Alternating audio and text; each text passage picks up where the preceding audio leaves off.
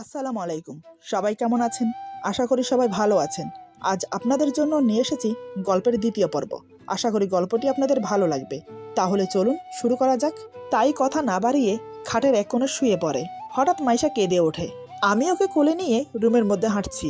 হঠাৎ ফাহিম বলে, চোখের সামনে প্রাক্তনকে তার বউয়ের সাথে দেখে তোমার বুঝি খুব কষ্ট হচ্ছে? আচমকা এই কথা শুনে আমি দাঁড়িয়ে পড়ি। ব্যাপারটা কি হলো? আমি মনে মনে বলি, চোখের সামনে প্রাক্তনকে তার বউয়ের সাথে দেখলে অবশ্যই কষ্ট হয়। কথাটা উনি ভুল বলেনি, তবে উনি কি করে নিশ্চিত হলো নীলের সাথে আমার সম্পর্ক ছিল? আমি কিছু বলে ওঠার আগেই ফাহিম আবার বলে, আমি বুঝি প্রিয় মানুষকে হারানোর কতটা কষ্ট।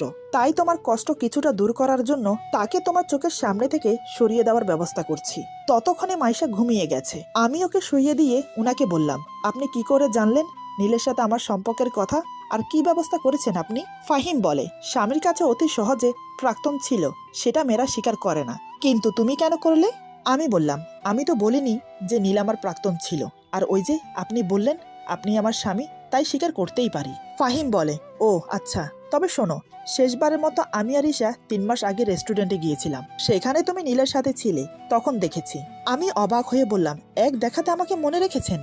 ফাহিম বলে, মনে রাখার মতো ঘটনা ঘটেছিল সেদিন, তাই মনে রেখেছি। আমি আরো অবাক হয়ে বললাম, কি ঘটেছিল মানে? বুঝলাম না, বুঝিয়ে বলেন। ফাহিম বলে, নীল তোমার মুখের উপর ফুলের তোড়াটা ছুঁড়ে না মারলে হয়তো সেদিনের তোমার অসহায় মুখটা মনে থাকতো না। ওনার কথা শুনে কষ্টে বুকটা ফেটে যাচ্ছে, তাই দেয়ালের দিকে কাত হয়ে শুয়ে পড়লাম, যাতে আমার কষ্টের সাক্ষী কেউ না থাকে। ওনার কথা শুনে অতীত মনের ভেতর চাগার দিয়ে উঠল। নীলের সাথে সম্পর্ক ছিল 1 বছরের, যদিও 1 বছর হওয়ার আগে থেকেই নীল আমাকে এড়িয়ে চলছে। 3 মাস আগে আমাদের সম্পর্কের 1 বছর হয়েছিল। সেদিন রেস্টুরেন্টে নীল আর আমি বসে আছি। নীল আসার পর থেকেই ফোন নিয়ে ব্যস্ত। আমি কোনো কথা বললে হ্যাঁ বলে যাচ্ছে। তারপর জোর করে ওর হাত থেকে ফোনটা টেনে নিতেই নীল রেগে যায়। নীল বলে, কোন অধিকারে আমার ফোন নিয়েছো? জানো না কারো পার্সোনাল জিনিসে হাত দিতে নেই? আমি বললাম, ফোনে কি এমন কাজ করছো যে আমি দেখতে পারবো না? নীল বলে, সব কথা তোমার জানার দরকার নেই। আর হ্যাঁ, তোমার সাথে সম্পর্ক সামনের দিকে এগোনো যাবে না। আমি তো ওর কথা শুনে অবাক হয়ে গেলাম। ভেবেছিলাম ও মজা করছে। তারপর আমি সিরিয়াসলি বললাম, কেন, তুমি কি আমাকে ভালোবাসো না? নীল তার উত্তর না দিয়ে বলে, আমি বিদেশে চলে যাচ্ছি। এমন সময় নীলের ফোনে কল আসায় সে রেস্টুরেন্ট থেকে বের হয়ে যাবে। তখনই ওর হাত ধরে ফুলের তোড়া দিয়েছিলাম, কিন্তু ও কি করলো, অনেক লোকের সামনে আমাকে অপমান করে চলে গেল।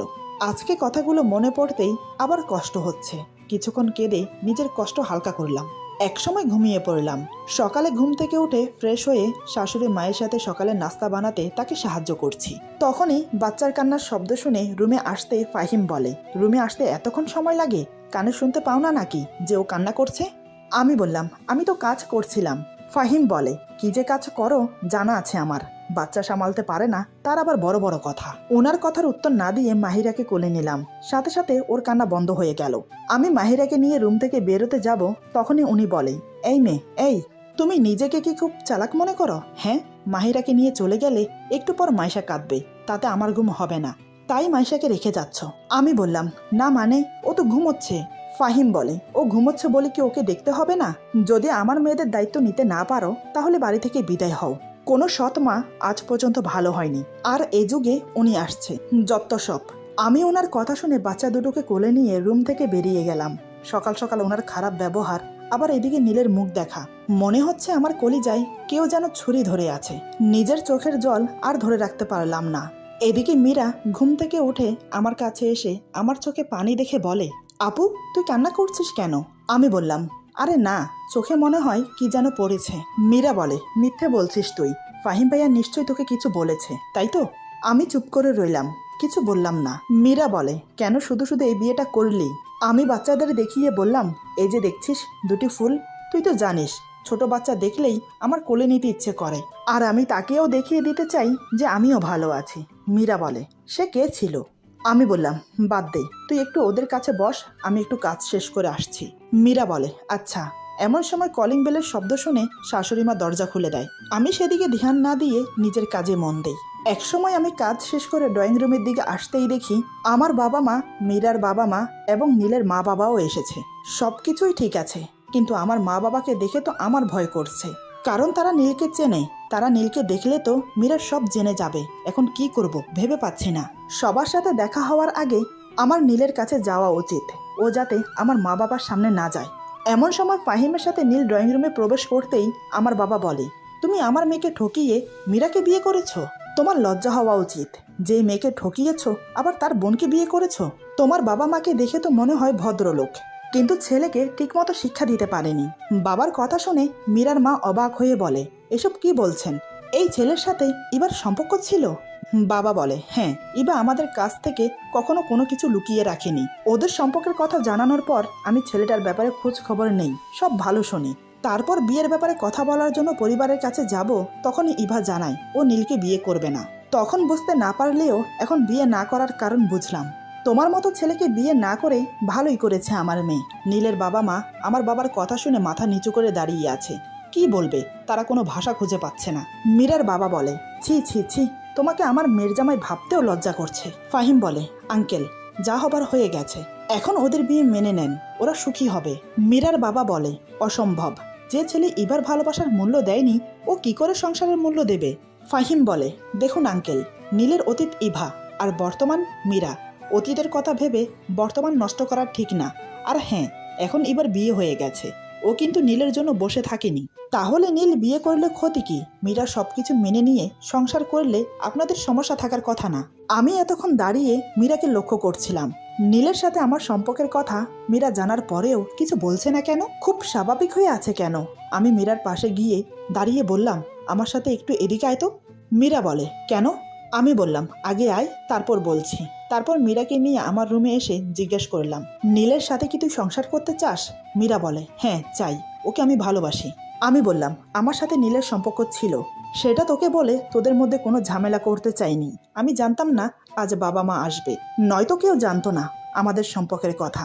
কিন্তু তুই বিশ্বাস কর, নীল তোকে সত্যিই ভালোবাসে। হঠাৎ মীরা আমাকে চমকে দিয়ে বলে, আমি তো আগে থেকেই জানতাম তোদের সম্পর্কের কথা।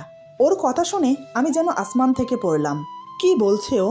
আমি অবাক হয়ে বললাম, কি, তুই আগে থেকে জানিস? মীরা বলে, না মানে ওই আর কি। আমি বললাম, মীরা, তুই সত্যি কথা বলতো, তুই আমাদের সম্পর্কের কথা জানিস? আমার কথা শুনে মীরা চেঁচিয়ে বলে, হ্যাঁ হ্যাঁ জানতাম, তোর সাথে নীলের সম্পর্ক ছিল। নীলকে একদিন কলেজে দেখেছি, তারপর থেকে ওকে ভালো লাগতে শুরু করে।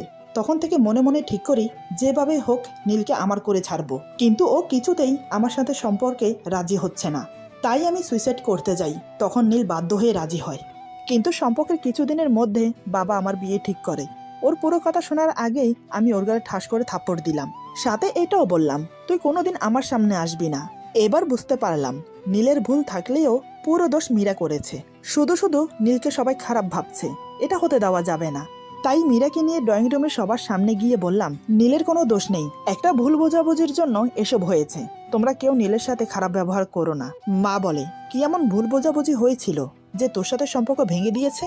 আমি বললাম, মা থাক না এসব, নীলের সাথে সম্পর্ক ওটা পুরনো কথা। এখন আমার সংসার হয়েছে, দুটি বাচ্চা আছে, সব মিলিয়ে আমি খুব সুখে আছি। নীলের মা বাবার উদ্দেশ্যে বললাম, আঙ্কেল আন্টি, আপনারা ওদের বিয়ে মেনে নেন, মীরা আপনাদের বাড়ির খুব ভালো বউ হবে। নীলের বাবা বলে, আমি আমার ছেলের হয়ে সবার কাছে ক্ষমা চাচ্ছি, ও যে দোষ করেছে। আমি বললাম, ব্যাস, আর কিছু বলতে হবে না, কারোর কোনো দোষ নেই, সব ভাগ্যের দোষ। মীরার বাবা বলে, আচ্ছা মা, তোর কথা মেনে নিয়ে ওদের বিয়ে মেনে নিলাম। তারপর সবাই চা নাস্তা করে চলে যাচ্ছে, ঠিক তখনই নীল আমাকে ডেকেছিল। কিন্তু আমি কথা না বলে নিজের রুমে এসে খুব কাঁদলাম। কেন মীরা আমার ভালোবাসার মানুষকে কেড়ে নিল? ওর কি ক্ষতি করেছিলাম আমি? ও আমার সাথে এমন করলো কেন? মীরার কথাগুলো এখনো আমার কানে বাজছে। খুব কষ্ট হচ্ছে, নিজের আপন মানুষ এভাবে ঠকালো। এমন সময় আমার কাঁধে কারোর হাত রাখার অনুভূতি পেয়ে পেছনে তাকিয়ে দেখলাম, দেখি উনি বাচ্চাদের কোলে নিয়ে দাঁড়িয়ে আছে। ফাহিম বলে, যা হবার হয়ে গেছে, এখন থেকে তুমি নতুন জীবন শুরু করবে, দুটি মেয়ের মা তুমি, সেটা ভুলে যেও না। এই বলে মাহিরা মাইশাকে আমার কোলে দিয়ে চলে গেল। আমি মেয়েদের কপালে চুমো দিয়ে আমার বুকের সাথে জাপটে ধরলাম। সত্যি বলতে বাচ্চাগুলো বুকে আসতেই সব দুঃখ কষ্ট যেন এক নিমেষেই উধাও হয়ে গেল। সারাদিন বাচ্চাদের নিয়ে আর শাশুড়ি মায়ের সাথে আড্ডা দিয়ে কাটলো। রাতের দিকে উনি অফিস থেকে ফিরলে সবাই একসাথে বসে ডিনার করে নিলাম। মা খাওয়া দাওয়া করে নিজের রুমে চলে গেল। আমি বাচ্চাদের ঘুম পাড়াতে ব্যস্ত হয়ে পড়লাম। ফাহিম বারান্দায় দাঁড়িয়ে আছে। একসময় বাচ্চাদের ঘুম পাড়িয়ে আমিও বারান্দায় গেলাম। বারান্দায় গিয়ে দেখি উনি সিগারেট খাচ্ছে। এই দুদিনে ওনাকে দেখে এটা বুঝলাম উনি খুব সিগারেট খায়। আমি বললাম, একটার পর একটা সিগারেট খেয়ে কি নিজেকে মহাপুরুষ মনে করেন? ঘরে দুটি বাচ্চা আছে, সেদিকে কোনো খেয়াল নেই। ফাহিম বারান্দায় দাঁড়িয়ে সিগারেট টেনে যাচ্ছে। হঠাৎ আমার কথা শুনে পেছনে ঘুরে তাকাতেই ওর হাত থেকে সিগারেট নিয়ে ফেলে দিলাম। এটা দেখে ফাহিম খুব রেগে যায়। ফাহিম বলে, তুমি এটা কি করলে? এখন এত রাতে সিগারেট কোথায় পাবো? আর মাত্র একটা সিগারেট আছে। আমি বললাম, যা করেছি বেশ করেছি, এখন রুমে গিয়ে ঘুমান। ফাহিম বলে, মুডটাই খারাপ করে দিল। আমি বললাম, আপনার মুড ভালো থাকে নাকি? সবসময় তো দেখি গোমরা মুখ নিয়ে ঘুরে বেড়ান। ফাহিম বলে, যতক্ষণ সিগারেটের ধোঁয়া উড়িয়ে ঈশাকে ভুলে থাকি ততক্ষণ আমার ভালো লাগে। আমি বললাম, আচ্ছা সত্যি কি ভুলে থাকা যায়? সারাদিন ভুলে থাকলেও দিন শেষে কিন্তু তাকে মনে পড়বেই, কিন্তু কেন এমন হয়? ফাহিম বলে, সব নিয়তির খেলা। আমি বললাম, বড় নিষ্ঠুর এই নিয়তি, আপন জনকেও চিনিয়ে দেয়। ফাহিম বলে, শোনো। আমি বললাম, বলেন। ফাহিম বলে, চিঠিটা পড়ো। আমি বললাম, মুখে বললেই তো পারেন, আবার চিঠি লেখার কি দরকার ছিল? ফাহিম বলে, বেশি কথা বলো না। এই বলে আমার হাতে চিঠিটা ধরিয়ে দেয়। আমি একটু অবাকই হলাম। তারপর বারান্দার লাইট অন করে চেয়ারে বসে চিঠিটা পড়া শুরু করলাম। ইভা, আমি জানি না কি করে বললে তুমি আমাকে ক্ষমা করবে, তবুও প্রথমে বলছি, আমাকে ক্ষমা করে দাও। আমি চেয়েছিলাম তোমাকে মীরার ব্যাপারে বলতে, কিন্তু অনেক দেরি হয়ে যায়। তোমাকে ভালোবাসি না, ভালো লাগা ছিল, সেটা মীরা আমাকে বারবার বুঝিয়েছে। তবে আমি তোমাকে ভালোবাসি, সেটা মীরাকে বিয়ে করার পর বুঝেছি, এবং মীরা তোমার খালাতো বোন সেটা বিয়ের পর জেনেছি। মীরা তোমার মতো করে আমাকে বুঝতে পারে না, তোমার মতো ও কোনোদিন ভালোবাসতে পারবে না। তুমি বিশ্বাস করো, আমি মীরাকে ইচ্ছে করে বিয়ে করিনি। সারা দিন রাত আমাকে কল করে আমাকে পাগল করে দিয়েছে। তোমাকে দেখে আমার খুব কষ্ট হয়, অনেক বেশি। 2 দিন তোমার বাসায় ছিলাম, আমার যে কতটা কষ্ট হয়েছে তা তোমাকে বলে বোঝাতে পারবো না। তোমাকে আর কিছু বলার ভাষা নেই আমার, শুধু বলবো তুমি আমার মতো বেমানের জন্য কষ্ট পেও না, নিজের সংসার নিয়ে ভালো থাকো। ইতি। চিঠিটা পড়তে পড়তে আমার চোখ থেকে টপ টপ করে পানি পড়ছে, চিৎকার করে কাঁদতে ইচ্ছে করছে। কেন আমার সাথে এমন হলো? কখনো কারোর ক্ষতি করিনি আমি, তাহলে আমার মনকে ক্ষত বিক্ষত করলো কেন? এমন সময় ফাহিম আরেকটা সিগারেট খাচ্ছে, হঠাৎ সেটা ছিনিয়ে নিয়ে মুখে দিলাম। সিগারেটে একটা টান দিতে না দিতেই কাশতে কাশতে আমার দম বন্ধ হয়ে আসলো। এটা দেখে ফাহিম আমার হাত থেকে সিগারেট কেড়ে নিয়ে বলে, ইভা, তুমি কি পাগল হলে? জানো না সিগারেট কতটা ক্ষতিকর? আমি কান্না করতে করতে বললাম, আপনিও তো খান, আপনার কিছু হয় না? ফাহিম বলে, আমি আর তুমি এক না। আমি বললাম, কিন্তু কষ্টগুলো তো কিছুটা এক। ফাহিম কি বুঝে আমার হাত ধরে রুমে এনে বাচ্চাদের দেখিয়ে বলে, আমাদের সব কষ্ট ভুলিয়ে দেবে, এই যে দেখছো এই 2টি ফুল। বাচ্চাদের মুখের দিকে তাকাতেই আমি শান্ত হয়ে গেলাম। আমি বললাম, আরে আমি তো ভুলেই গিয়েছিলাম, আমি যে মা, সন্তানদের জন্য মায়েদের সব কষ্ট ভুলে থাকতে হয়। আমি আর কারোর জন্য কষ্ট পাবো না। চোখের পানি মুছে রান্নাঘরে চলে গেলাম। তারপর দুধ হালকা গরম করে ফিটারে ভরে রুমে আসতেই ফাহিম আমাকে দেখে হাসছে। এই 2 দিন এই বাড়িতে এসেছি, আজ এই প্রথম ওনার মুখে হাসি দেখলাম। হাসলে কি সুন্দর লাগে ওনাকে। আমি বললাম, আপনি হাসছেন কেন? ফাহিম বলে, ঘড়ি দেখেছো? রাত 2টো বাজে। এখন তুমি ওদের জন্য দুধ গরম করে এনেছো, কিন্তু ওরা তো ঘুমোচ্ছে। আমি বললাম, ওদের খিদে লেগেছে, মায়েরা জানে কখন সন্তানের খিদে পায়, বুঝেছেন? এতে হাসি পাওয়ার কিছু হয়নি। ফাহিম বলে, তাই বুঝি, দেখি তো ওদের খিদে লেগেছে নাকি। আমি কোনো কথা না বলে ওদের মুখে ফিটার ধরতেই ওরা দিব্যি দুধ খাচ্ছে। ফাহিম ভ্রু কুঁচকে তাকিয়ে আছে। আমি বললাম, দেখলেন তো, মায়েরা বুঝতে পারে কখন সন্তানের খিদে পায়। ফাহিম বলে, সাথে এটাও বুঝলাম যে তুমি অনেক ভালো। আমি বললাম, আপনি ঘুমান, সকালে অফিসে যেতে হবে। ফাহিম বলে, এই বলে সে ঘুমিয়ে পড়ে। বাচ্চাদের খাইয়ে দিয়ে আমিও ঘুমিয়ে পড়লাম। রাতে প্রচণ্ড গরম লেগেছে।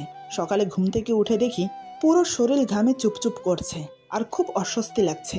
তাই সকাল সকাল গোসল করেছি। ড্রেসিং টেবিলের সামনে দাঁড়িয়ে শাড়ির কুচি ঠিক করছিলাম। তখনই ফাহিম ফ্রেশ হয়ে রুমে এসে আমাকে দেখে। আমাকে দেখা মাত্রই হঠাৎ আমার গালে ঠাস করে থাপ্পড় লাগিয়ে দেয়। আমি কিছু বুঝে ওঠার আগেই শাড়ির আঁচল ঘাট থেকে ফেলে দিয়ে আমাকে ধাক্কা মারলো। তখনও পুরোপুরি শাড়ি পরা হয়নি আমার, তাই ধাক্কা খাওয়ার সাথে সাথে শাড়িতে পা পেঁচিয়ে পরে গিয়ে কপালটা ঠুকে গেল খাটের পায়ার সাথে। ব্যথায় মুখ থেকে স্পষ্ট সুরে বেরিয়ে এলো, উফ। এদিকে কপালটার সাথে সাথে ফুলে গেল আর গালে 5 আঙ্গুলের দাগ বসে গেল। আমি কোনো রকম শাড়িটা শরীরের সাথে জড়িয়ে উঠে দাঁড়ালাম। ফাহিম বলে, আমার উপর স্বামীর অধিকার দেখাবে না এবং আমার রুমের কোনো কিছুতে আমার অনুমতি ছাড়া হাত দেবে না। সেটা নিশ্চয় বিয়ের প্রথম দিন বলে দিয়েছিলাম তোমাকে, তাহলে কোন সাহসে এই শাড়ি পরেছ? আমি ছলছল নয়নে ওনার দিকে তাকিয়ে বললাম, না মানে? ফাহিম বলে, না মানে কি? হ্যাঁ, তোমাকে বিয়ে করেছি শুধুমাত্র আমার মেয়েদের মায়ের স্নেহ ভালোবাসা দিয়ে বড় করতে, দামি শাড়ি পরে সেজেগুজে বসে থাকার জন্য না। আমি বললাম, আমার কথাটা শুনুন। ফাহিম বলে, তোমার কি কথা শুনবো? ঈশার সাথে আমার 5 বছরের সম্পর্ক ছিল, সেখানে তুমি এসে ওকে ভুলিয়ে দিতে পারবে না।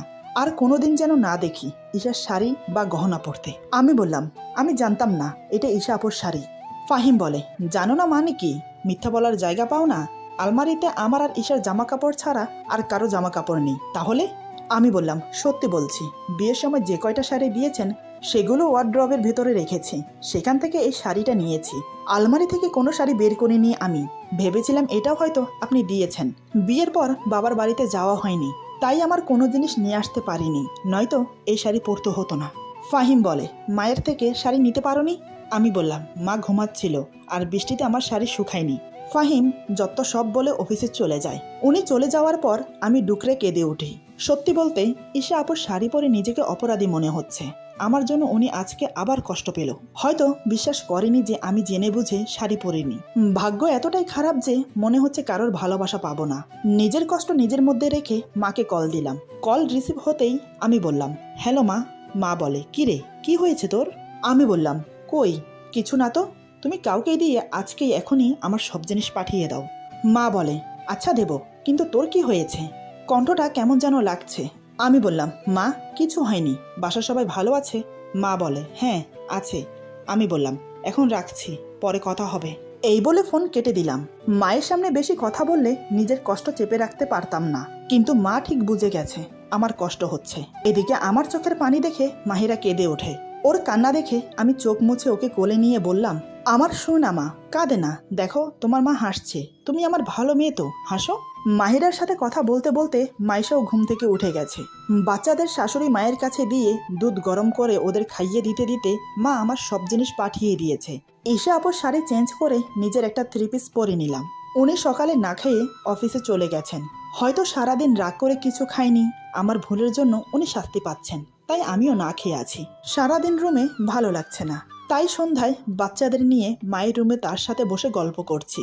এমন সময় ফাহিম বাড়িতে ফিরে কাউকে দেখতে না পেয়ে ডাকতে শুরু করে, মা, ও মা, কোথায় তুমি? মা বলে, সন্ধ্যাবেলায় কি এই বাড়িতে ডাকাত পড়েছে যে তুই চিল্লাপাল্লা শুরু করেছিস? ফাহিম বলে, বাসা পুরো ফাঁকা ফাঁকা লাগছে কেন? আর সবাই কোথায়? মা বলে, আমার রুমে আছে, চলে আয়। মায়ের রুমে আমাকে দেখে বিছানার উপর অনেকগুলো শপিং ব্যাগ রেখে বলে, ব্যাগে কয়েকটা ড্রেস আছে, সেগুলো দেখে নাও, পছন্দ হয় কিনা, নয়তো চেঞ্জ করে আনবো। আমি মাকে উদ্দেশ্য করে বললাম, মা, আপনার ছেলেকে বলে দেন আমার ড্রেস লাগবে না। মা বলে, তোরা তোদের রুমে গিয়ে যত ইচ্ছে ঝগড়া কর, আমার রুম থেকে এখন যা। আমি বললাম, মা, আমি আপনার কাছে ঘুমাবো। আমার কথাটা শুনে ফাহিম বাচ্চাদের কোলে নিয়ে নিজের রুমে চলে গেল। অমনি আমার মেয়েরা কান্না শুরু করে দিল। শাশুড়ি মা মুচকি হেসে শপিং ব্যাগগুলো আমার হাতে ধরিয়ে দিয়ে রুমে পাঠিয়ে দিল। সকালে আমাকে রাগ দেখিয়ে অনেকগুলো কথা শোনালো, থাপ্পড় মেরে ধাক্কা পর্যন্ত মেরে ফেলে দিল। তাই আমিও এখন একটু রাগ দেখাবো। এইসব ভেবে রুমে গিয়ে শপিং ব্যাগগুলো বিছানার উপর ছুঁড়ে মেরে ওনাকে বললাম, দামি শাড়ি পরে সেজেগুজে বসে থাকার কোনো ইচ্ছে নেই আমার।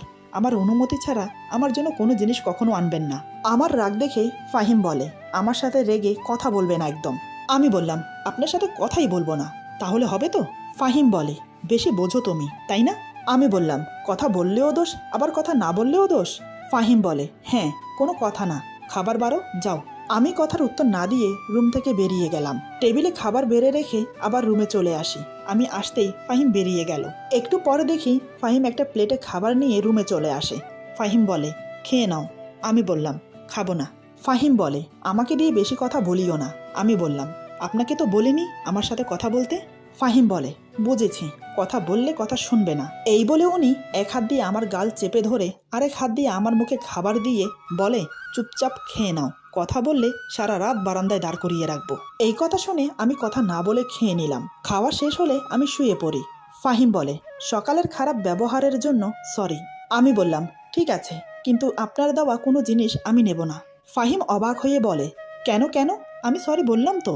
আমি বললাম, যেদিন আপনি নিজে থেকে ভালোবেসে জিনিস দেবেন, আপনার উপর আমার অধিকার থাকবে, সেই দিন আপনার দেওয়া জিনিসগুলো নেব। আমার কথা শুনে ফাহিম কিছু না বলে মুখ ঘুরিয়ে নিল। আমার কথাগুলো হয়তো কখনো সত্যি হবে না, তাই হয়তো কোনো উত্তর দিতে পারিনি। আমি আর কোনো কথা বাড়ালাম না, চুপচাপ ঘুমানোর চেষ্টা করলাম। একসময় ঘুমিয়ে পড়লাম। সকালে ঘুম থেকে উঠে ফ্রেশ হয়ে নিলাম, কিন্তু ওনাকে ডাকলাম না, কারণ আজ ওনার অফিসের ছুটি, তাই পড়ে পড়ে ঘুমোচ্ছে। আমি রান্নাঘরে গিয়ে সকালের নাস্তা বানিয়ে ফেললাম। নাস্তা টেবিলে সাজিয়ে মা আর ওকে ডাকলাম। তারপর সবাই মিলে একসাথে নাস্তা করলাম। দুপুর 12টার দিকে আমি বাচ্চাদের গোসল করিয়ে ছোট বাথটবের পানি ওয়াশরুমে ফেলতে যাব। হঠাৎ উনি কোত্থেকে আমার সামনে এসে পড়ে। আমি দেখতে না পেয়ে ওনার সাথে ধাক্কা খাই। যেহেতু বাথটবের পানি ফুল ছিল তাই আমি সামলাতে পারিনি, আমার হাত ফসকে পড়ে যায়। আমিও টাল সামালতে না পেরে পড়ে যেতে চাইলে উনি হাত ধরে ফেলে, কিন্তু শেষ রক্ষা হলো না। উনিও সেই পানিতে পা পিছলে আমাকে নিয়ে মেঝেতে পড়ে যায়। আসলে বাথটবে সাবান আর তেল মিশ্রিত পানি ছিল, যেটা মেঝেতে পড়ে পিচ্ছিল হয়ে গেছে। উনি আমাকে নিয়ে পড়ার সাথে সাথে আমরা একে অপরকে জড়িয়ে ধরি। ঠিক সেই মুহূর্তে ওনার ঠোঁট ছুঁয়ে যায় আমার ঠোঁটে। তখনই আমি শিহরিত হয়ে উঠি। আমার নিঃশ্বাস বড় বড় শ্বাসে পরিণত হয়েছে। পুরো শরীরে যেন আগুনের লাভা ছুটে বেড়াচ্ছে। উনি উঠতে গিয়ে আবার আমার উপর পড়ে যায়। ঠিক প্রথমবারের মতো ওনার ঠোঁট আবার আমার ঠোঁটে ছুঁয়ে যায়। আমি নিচে, উনি আমার উপরে, কিন্তু এমন কিছু হবে উনিও ভাবতে পারেননি। আমি নিজের মধ্যে না থাকলেও উনি ঠিক স্বাভাবিক ছিল। এবার উনি সাবধানে উঠে দাঁড়ালো, তারপর আমার দিকে হাত বাড়িয়ে দেয়। আমি না চাইতেও বাধ্য হলাম ওনার হাত ধরে উঠতে। লজ্জায় চোখে চোখ মেলাতে পারছিলাম না, কিন্তু ভয়ও করছিল যদি উনি ভুল বুঝে আমাকে বকা দেয় তাই। কিন্তু না, উনি আমার দিকে এক নজর তাকিয়ে চলে গেল ফ্রেশ হতে।